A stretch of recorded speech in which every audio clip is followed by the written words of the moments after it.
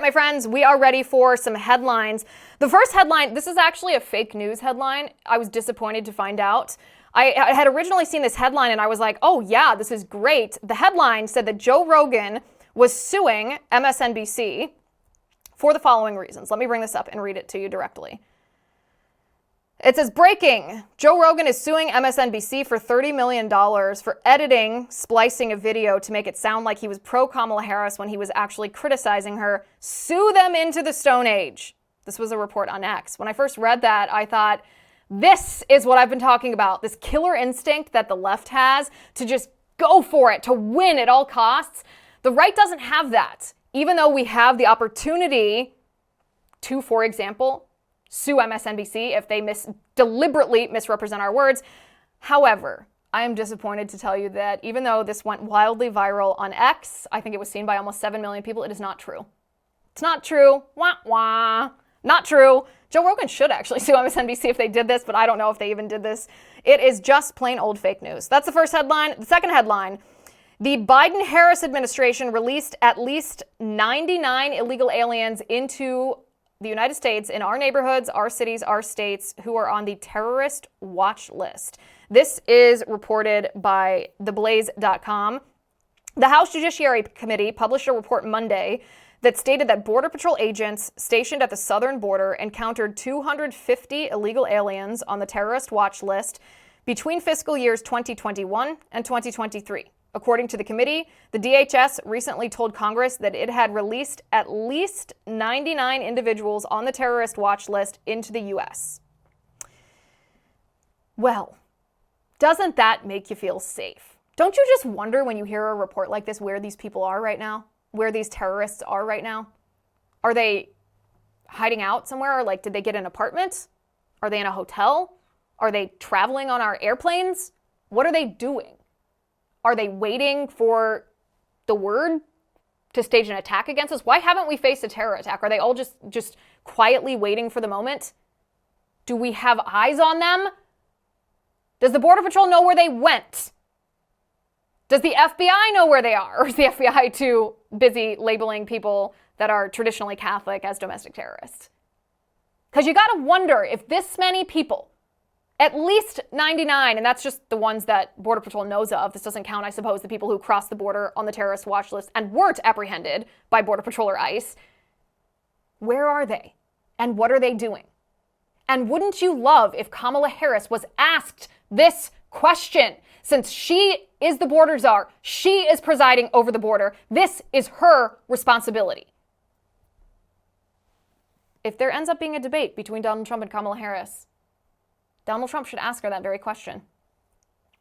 All right, our next headline, the former director, the now disgraced former director of the U.S. Secret Service, Kimberly Cheadle, you remember her, wanted to destroy the cocaine evidence that was found in the White House. This is from Real Clear Politics.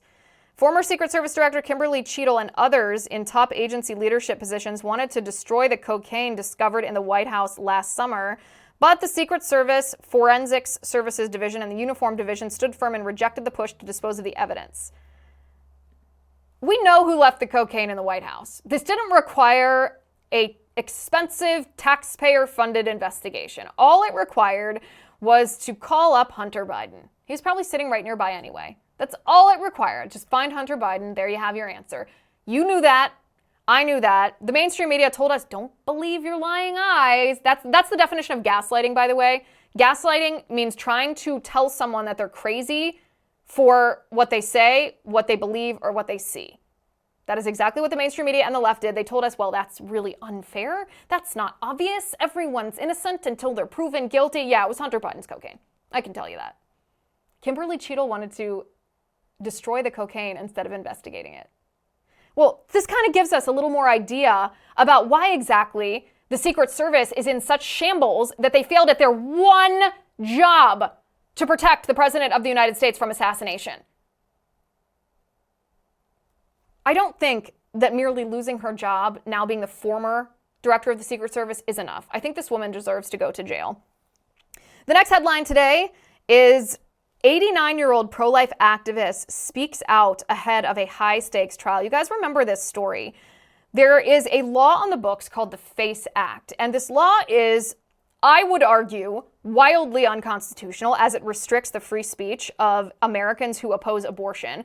But the FACE Act makes it a federal crime if you obstruct any person from accessing an abortion clinic. Not only is that unconstitutional in and of itself, the leftists, the deep staters in the federal government have weaponized this against pro-lifers who are simply peacefully protesting outside of abortion clinics. They are praying outside of abortion clinics. They are trying to dialogue with women who are seeking abortions in order to try to convince them that life is valuable. There are other options, that they don't have to go through with this. The federal government goes after pro-lifers because Kamala Harris and Joe Biden and those that control Kamala Harris and Joe Biden are so anti-humanity that they actually want, like, and celebrate the gruesome killing of unborn children in the womb. But I digress. There's an 89-year-old woman, Eva Edel. She survived communist concentration camps and she was protesting outside of an abortion clinic. She was subsequently charged under the FACE Act with obstructing the so-called constitutional right of these women who were going to seek abortions. She now faces possibly 10 years in prison for protesting outside of an abortion clinic. And her response to this was, God wins in the end. And if this is not, she's 89 years old. 10 years in federal prison is almost certainly a death sentence. But if this is not a reminder, and I don't mean to sound preachy here. I know some of you are going to say, Liz, stick to politics, don't preach. And let me tell you, there is spiritual warfare in our country every day, all the time. This moment, there is spiritual warfare around you, touching you, that you cannot see, you cannot feel. It is there. And this is a perfect example of it. And this woman who spent time in a communist concentration camp seems to understand that better than almost any other Republican that I have ever met. And I don't know about you, but I find that very moving. I find that very touching. All right, our next headline, New York City's shoddy oversight wastes millions of taxpayer dollars on unused hotel rooms, uneaten food for illegal aliens. This, according to an audit. I'm going to read you the beginning of this article because listen to how much money was wasted. New York City Comptroller Brad Lander released an audit on Tuesday that accused Mayor Eric Adams' administration of, quote, shoddy oversight of a contract the city held with Rapid Reliable Testing New York, also referred to as DocGo. The Adams administration signed a $432 million contract with the company to provide illegal aliens residing in the city with services, including shelter, accommodations, and food. Lander, who recently launched a mayoral bid to push Adams out of office, stated that an audit conducted by a group of independent auditors uncovered, quote, mismanagement of the contract. He noted that the Department of Housing Prevention and Development failed to conduct sufficient oversight, ultimately costing taxpayers millions of dollars.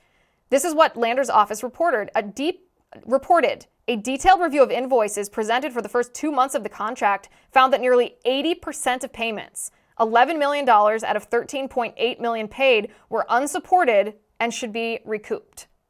Now picture your paycheck, picture your bank account, picture your Venmo account, wherever you store your money, picture your bags of gold and silver if you're smart like me and that's what you do with your money.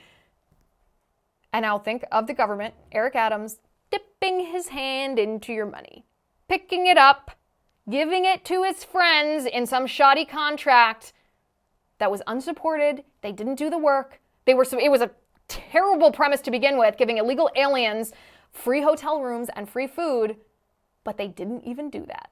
It was wasted and it was mismanaged. This is how you know the Democrats hate you, because they not only are trying to take your money away from you, they not only are supporting an invasion of our country of illegal aliens, they're giving contracts to their friends and they're using your money to pay for it. Of all the nerve.